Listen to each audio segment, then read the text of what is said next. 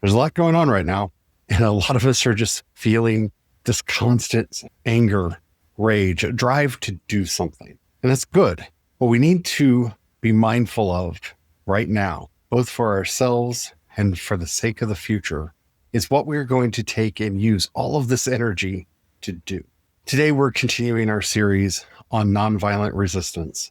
And we're going to be talking about what we do in the Via Creativa, the third step, where we create something new. This is important and vital, and it's a step that a lot of people skip.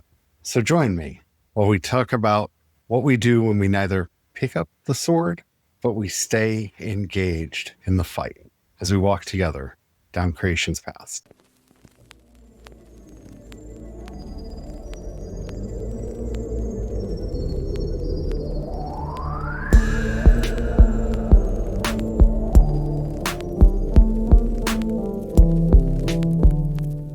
Hello, everyone. My name is Charlie, and I am a Christopagan druid and priest of Brigid. Hello, everyone. My name is Brian. I'm a Christopagan druid and sous chef to the Dagda. Today, we're going to be moving into path 3 of our journey into preparing ourselves for everything that we need to do in this time of nonviolent resistance. This one is kind of a doozy. And like I said, it's the step that a lot of people miss, because we have this instinct to just take action. I found it a very challenging step when we got to it, because I was like, we had to really zoom in on that moment. Okay, I've decided not to pick up the sword and give in to the rage and attack. And I kept thinking, okay, so fight, flight, or freeze is done, right? It's happened. No, you still have to face that fight, flight, or freeze moment, even though you've decided not to give in to the rage or anger. The next phase in this process is preparing ourselves, because that state of fight, flight, or freeze keeps coming up. Another person gets shot, another city gets invaded, another town is being harassed, more people are being harmed, and those decisions keep popping up. And I'm phrasing them as decisions, even though they're instinctive in us, because one of the most powerful things we can do is learn how to put an interrupt into our way of thinking, that when we notice that reaction happening, to get us to pause, pull back for a minute, and choose our next action. And right now, we're going to be talking about how we figure out not so much a script, but a vision that will help us to guide that next action, so we don't get trapped in freeze or flight, because we have an idea of what it is that we're trying to do, a goal. We've talked a lot so far in this series about hope, and how having this active hope is what we use to guide us forward. Now we're at the part where we actually figure that out. But before we get into all that, if you haven't already, don't forget to like, subscribe, follow, whatever the terminology happens to be on whatever app you're listening to us on. We are working really hard to provide you with the best material that we can to help you get through this time that we're all living through. And you don't want to miss anything that we're doing. All right, let's just get into it now, shall we? So one of the things I found really fascinating that gets really well articulated in the article that's going to go along with this episode was that moment. Okay, so you've chosen not to give in to the rage, the anger. There's this almost binary that comes up, this domination versus withdrawal. And I thought that was really fascinating to look at that moment and recognize that you're still having to make that fight, flight, or freeze choice. It's just, do you give in to the passivity? Do you freeze? Do you just go, okay, nonviolence, I'm doing nothing, and walk away? Because most people are like, that's an unsatisfactory answer. That's not acceptable. You can't just turn a blind eye to injustices. I think it's really important for us to first get to a place inside where we realize, when we feel like we have no other option, that there's only one option left, where we have to choose between just two, there is usually a third way. We are just feeling blinded by circumstances, or we have been guided into a bottleneck to make one of two bad decisions. And so it's important for us in those times to be mindful that we're not being corralled into making the wrong decision, or to doing something that we would not ordinarily do. And that's where it's important for us to have a vision for the future, for figuring out what the end game is. Now, and I'm going to use a big word here, but bear with me for a second. I am not talking about having a fully worked out teleology. I don't know if you've ever heard that, but for anyone who grew up in evangelicalism, you've heard the apologists talk all about having a good teleology, that we know what the end is going to be. That's what that means. We have an understanding of the ends. We're just talking about the means to get there. And I think a lot of us, especially in the moment, don't have a sense of what we're working toward, unlike those that are working in opposition to us. And so they are able to keep themselves more focused and more goal-oriented because they know what they're working towards. Now, that doesn't mean we have to meet and have large, long meetings and come up with a collectively agreed upon goal. But it does mean that we individually need to know what it is we're actually working towards, and that collectively we are all kind of aiming in a similar, if not the same, direction. So what does this actually look like? Really simply, the answer cannot just be remove X from play or remove X from system. Removing leaves a vacuum. If there is a hole made, something will fill it. You can see this in any yard. Go dig a hole. Eventually it will fill with leaves. It'll fill with trash. It might fill with water. Something is going to come in and fill that hole. So if the goal that we're working towards is just the removal of something, well, something is going to come in and fill that gap. And if we don't have at least some idea of what we want to fill that gap, someone else will do that work for us. And that's not comforting. This is how we got to the position that we are now. When we were working on integration back in the 60s and 70s, well, we did it. We got the laws passed. We got the Supreme Court decisions. And we figured out a busing schedule that will get people to where they need to go. That was not building. That was tearing down an old system. The hole remained, and it left a place for resentment to come in, to fester, and to build a counter movement that we are now seeing alive and well and fully in charge of the government. For myself, I think back of all the people that were like, they cast a certain vote and they voiced the intention, I'm throwing a brick through the window. And I was like, oh no, this is not good, because that is, I like to think of it in my head as destruction or construction. If you're just throwing a brick through the window, it's fun. I've broken lots of glass in my life. I had a lot of fun doing it, but you have to remember, now you've got broken glass that can cut and harm people. You have a gaping hole that's going to allow the elements in. So your heating bill's higher. Like, we're working within this metaphor. Now life becomes more expensive because you got a much higher heating bill or much higher cooling bill because the air is just going through the window. You have less security because anybody can pass through the window. So now your life's less secure. You can't just break the glass. You have to build something. Like, if that glass is an obstacle, you might want to break it and then build a door so you can be able to keep the place sealed from the elements and still have security, but also can pass through it and have more movement back and forth. That's what we're talking about, in that if you're just leaving a void, that space will be filled. And it's really important to realize this, because I'm seeing a lot of people in Christian spaces throwing around the call that Jeremiah received as a prophet. And in the Creation Spirituality tradition, we believe that everyone is an artist, a mystic, and a prophet. So that is a call for all of us. And they really, some of them, not everybody, but a lot of them are putting a lot of emphasis on the first part of that you are called to tear down, to overthrow, to cast down, to destroy. And they're not seeing the other half of that sentence, which is to build up, to tend the field, to plant, to cultivate the fields. A prophet is called to do both things. And if we're going to be acting in our full prophetic power, which we're going to be talking about next week in talking about the process of taking action, then we are actually called to do both. Yes, it's important to know what the things are that need to be cast down. 100% valid and important. And those are often easy to see. Now, making sure that we have the seeds to plant into the field or the plans to build something new, that's a lot harder. And so, again, at this stage, these don't have to be perfectly laid out plans. Unless you are either running for Congress or a member of Congress, you don't need to have the bill already written. in language that you're ready to submit.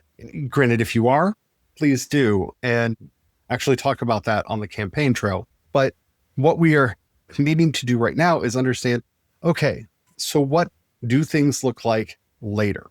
What is the end result that we're trying to get from this?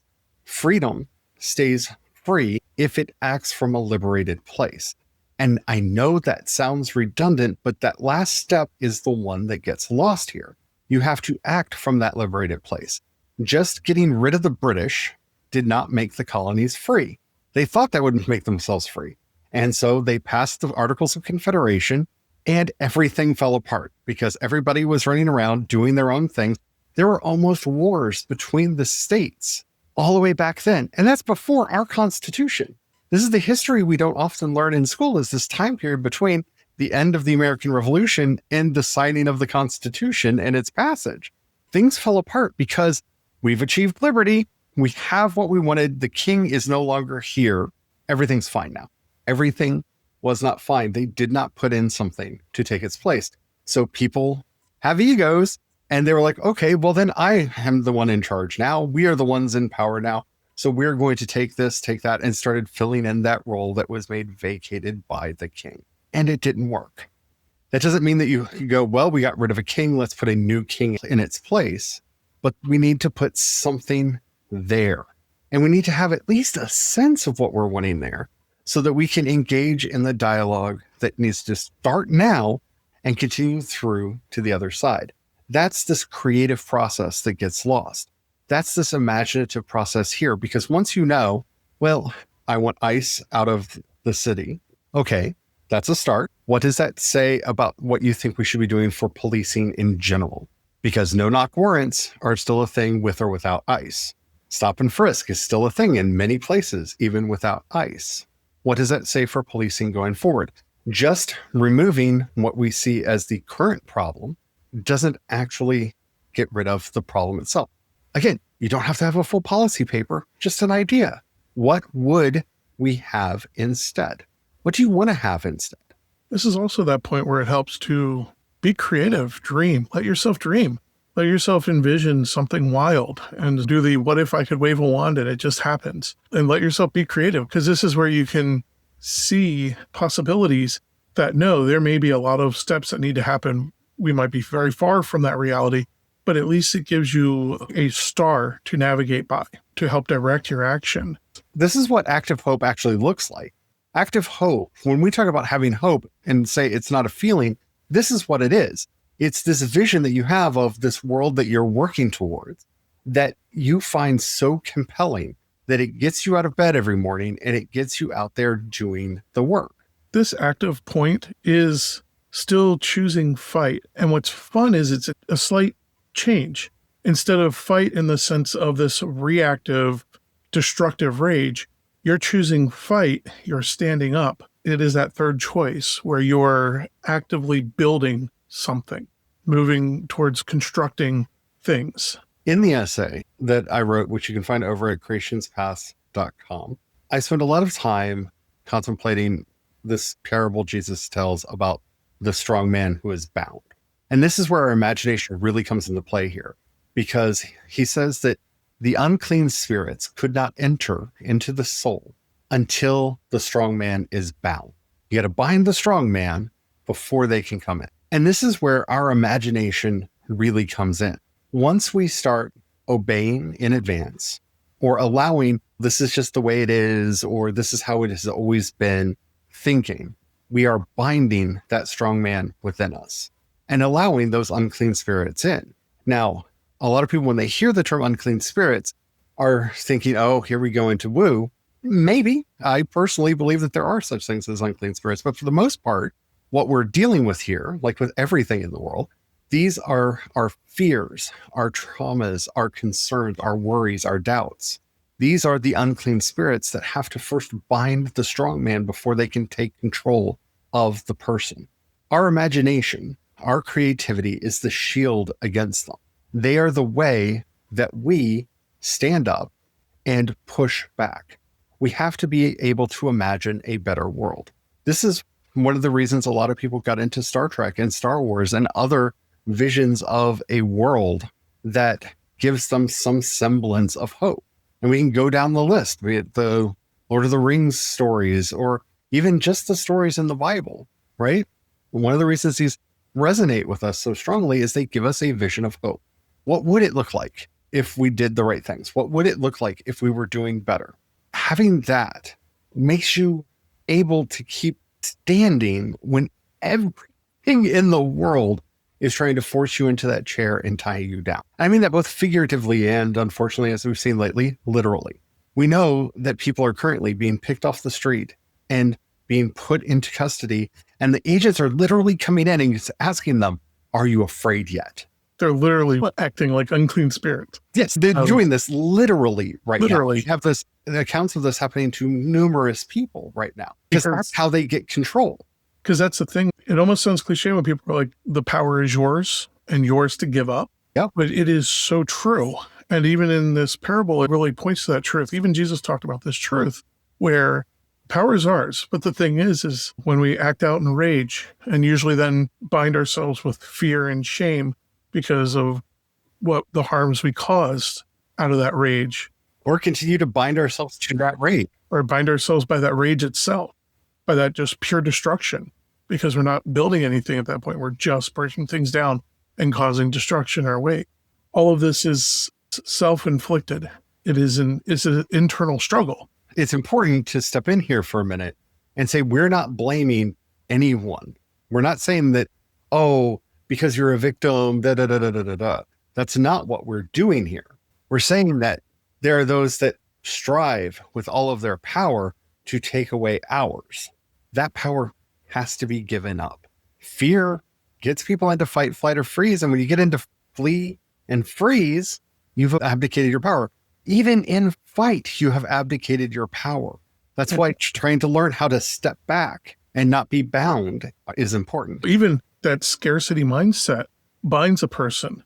I was thinking just the other day, I was out in public, they were complaining about a person being on food stamps, just getting money. It was very sad because it was this moment where they were binding themselves through scarcity and not realizing that money actually helped to employ grocery store workers. And that money that the grocery store workers make helps to support a lot of businesses in the community that they go and spend that money at. It creates a lot of jobs. The farmers, that there's money out there to buy the produce that they make. So that money isn't just one little moocher, but this scarcity mindset of, oh, there's just this little bit and one person's taking it. No, even if that person isn't working, that person is making a lot of jobs. There are a lot of people that are working because they're spending that money. Because if the money isn't spent, there aren't jobs. This is why, if you notice, when I talk about almost everything, I use words like flow or river or current or something like that to help people, including myself, get past way of thinking.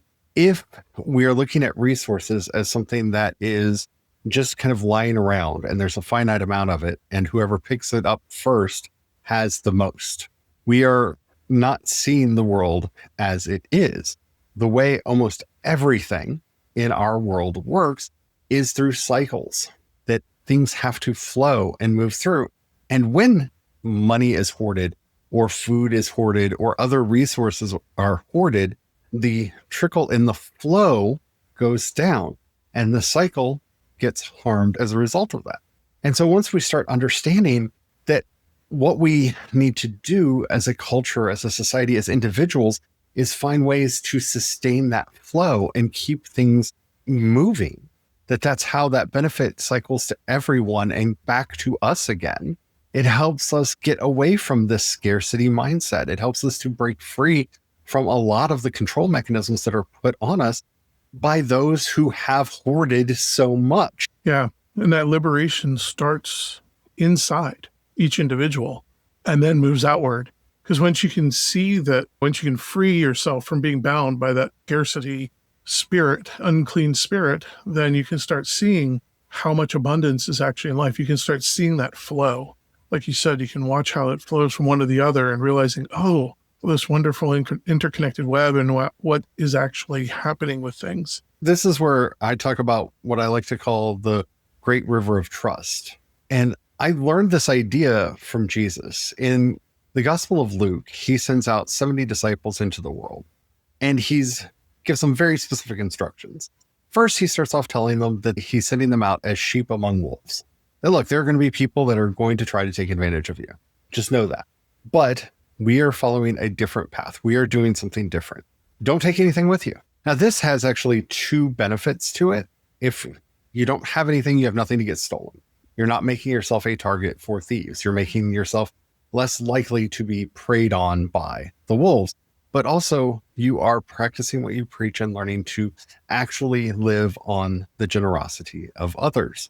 Also, many of the people he was talking to didn't have extra to pack up and take with them. So it's relieving that burden from them of, well, I guess I can't do this until I have collected enough. So we go out, we take what we have, no more. When we arrive at a place, if we're welcome, first words, he says, the first things out of your mouth when you're welcomed in is peace be upon this house. Good practice to get into when you arrive at a place. First words out of your mouth, peace be upon this house. You wish peace and blessing on. While you're there, you teach and preach the kingdom. All of the things that we're talking about here, the love, the support, the mutual aid, the taking care of each other. You accept what is given to you. You do not ask for more. You don't flit from house to house to house in hopes of getting something extra. You accept the hospitality that you have there.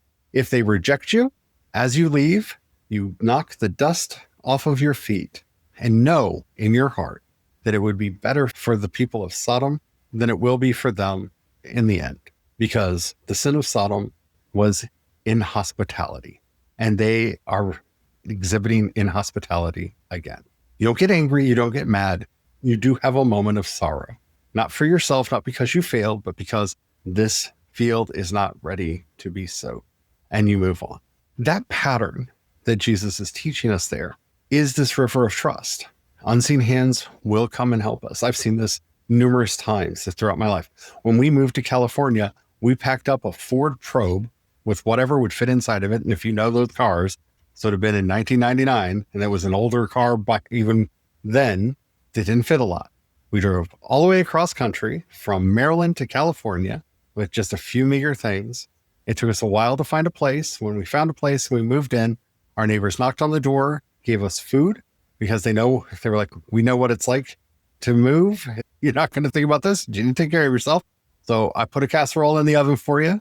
And then they came back later and were like, hey, we've got a guy coming tomorrow. We just ordered new furniture and we're going to be getting rid of our old furniture. We noticed you didn't move any furniture in. Would you like our old living room suite? And that kind of an experience is one that I have had repeatedly throughout my life. And it's one that when I talk to a lot of people, when we learn not to ignore it and to be open for it, we have. That hospitality is there. That's how we learn how to trust. That's where we see this river of trust for the first time. And the pattern that follows, peace be upon this house. Here's the good news. Oh, you don't want me here? Okay. And you move on. Teaches us how to live and how to operate within this. So that while we are staying strong in ourselves, we're not pushing ourselves on others. We are not becoming the empire that we're fighting against. A lot of that is also, we're not carrying all that baggage, both literally in the story, but also the metaphorical baggage. We are able to go into each conversation open and with space so that when we're having that interaction, we're not bound by all that weight of what happened before in our lives. That's where a lot of that forgiveness and stuff comes in, because once again, that act is also an unbinding act so that you yourself can be freed of your past. You learn from it, you lived it, you don't deny it, because denying it's also, that's flight. Going back to those instincts again, you have to choose a fight, and fighting is accepting it, forgiving yourself, that's taking action, and then moving on without it, and just having learned. Because for me, the better world that we're trying to build is one that is free of guilt and shame. Guilt and shame are control mechanisms used by empire to keep people in line. We have to move beyond them. We have to get to a place where people understand and know what it is like to live in right relationship. And I don't know exactly how that will work out in totality. I know how it works out in my friend group that I'm in, which is a miniature community. I know how that works out in some of the other relationships that I have. But it's something that we're going to have to work out together. But it starts with asking yourself, remember that middle step? While you're there, you share with them the good news about the kingdom of God. What does that look like to you? Because this isn't a one-size-fits-all answer. The answer for people in Minnesota is going to look different to that in Mississippi. The climates are different. The terrain is different. You're going to have a lot more concern about the cold in Minnesota than you are going to have down in Mississippi.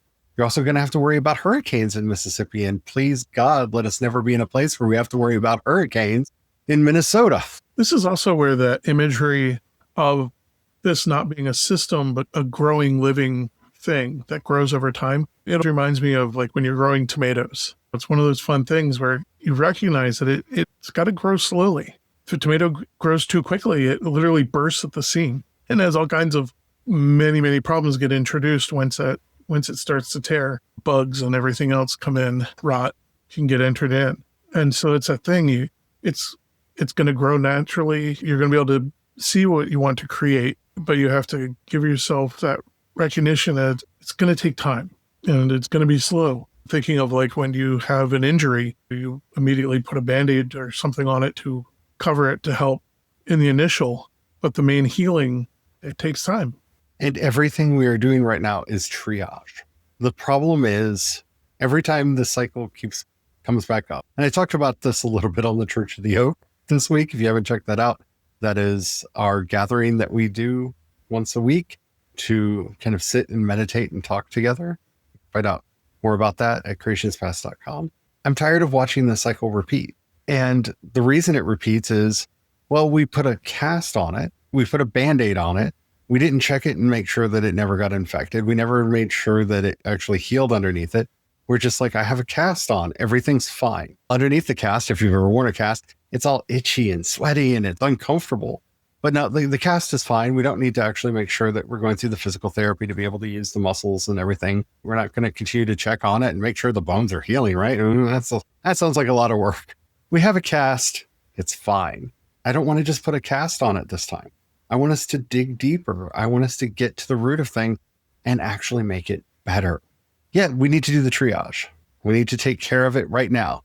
But we also need to be actively realizing that we are in this for the long haul and the fight actually isn't over until we get to the end and make things better. Yep. When we're all living in the kingdom. Yeah. So I was going to ask this week that you, the listener, thank you for being with us today. And I want to ask that you give yourself a moment. First of all, while you're still processing, making that choice, how to be active, how to choose fight without actually giving into the anger and rage and picking up the sword. When you're think about how you stay in that struggle without becoming what you resist. Think about those moments of resistance, even if it's something small, when you simply said, no, this is unacceptable. And then give yourself a moment to dream, to create, at least in your mind, what a better future would look like. And so you can sit and see that so that you know what you're building towards. So you're not just breaking a window, you're tearing a window down to put a door in its place.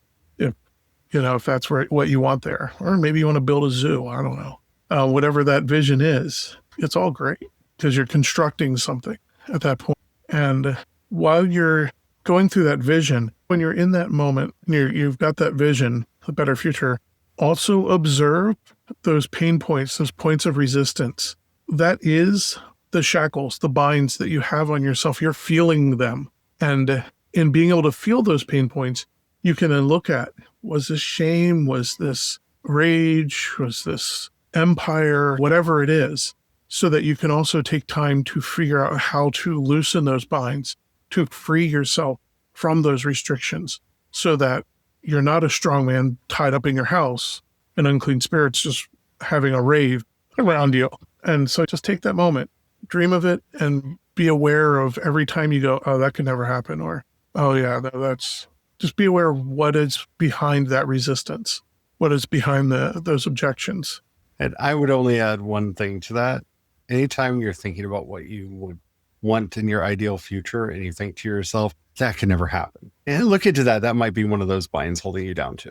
I want to thank you all for being here. Thank you for listening. I hope that we have done something to help you be a little bit better prepared for this. Like I said, next week, we're going into action and it's going to be a bit. We've got quite a bit planned out in this series. You can read and listen to everything that we've done over at CreationsPaths.com. Thank you all so much for your care and support. We wouldn't be able to do this without you. If you're listening to us on YouTube, Spotify, or CreationsPaths.com, you can leave a comment right there. If you're listening to us anywhere else, even if they say you can leave a comment, they don't notify us, so we won't know. But you can leave a comment there anyway, because engagement is magic. And then head over to CreationsPaths.com, click on chat, and you can leave a message there, and we will see it, and we will be able to get back to you. While you're there, if you happen to have a few dollars, you can pass our way. We offer monthly and annual memberships. You can also support us on Patreon and Ko-fi. I am CE Dorset on both, and you can support us using the Cash App hashtag CreationsPaths. Thank you to everybody who does that. We are ever so grateful. Thank you so much. You all really do help us keep the lights on, keep a roof over our head, and food on our table. If we've ever said anything that's helped you out, please share it with others. That helps us out more than you know. And as we're heading out, I wanted to say a quick prayer to Brigid. Oh, Brigid, we can hear your animals bellowing as they look out upon the earth and see the injustice. We can hear their cry echoing through the mountains and in the valleys and down our city streets. May we hear the call and answer it, and actually build something good for the future, and bring a change to this world that is true and just. Help us to see the path and to build everything strong within the forge of our hearts. Amen. Amen.